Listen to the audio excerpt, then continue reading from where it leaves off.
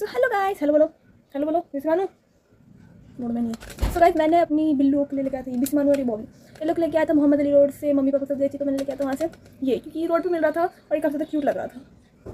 पसंद है ना ये? हाँ, तो ये काफ़ी ज़्यादा क्यूट लग रहा था, तो फिर मैंने सोचा कि अपनी बिल्लियों के लिए ले लेते हैं, लोग इससे खेलेंगे। हाँ खेलेंगे, तो चलो देखते हैं हमारी बिल्ली से खेलते हैं कि नहीं। So let's see.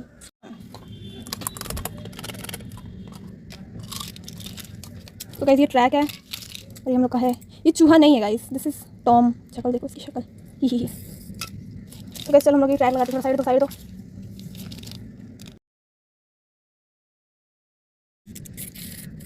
तो गाइस मैंने इसे पूरा 100 रुपीज़ का लिया था और अंकल पे ट्रस्ट करके कि मतलब इसमें पूरी पटरी होगी। मैंने तो सोचा भी नहीं था कि पटरी गायब रहेगी, इसमें 2 पटरी है ही नहीं। 100 रुपये बर्बाद।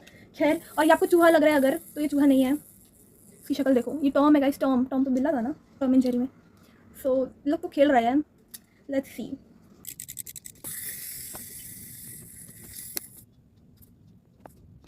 पकड़ लिया।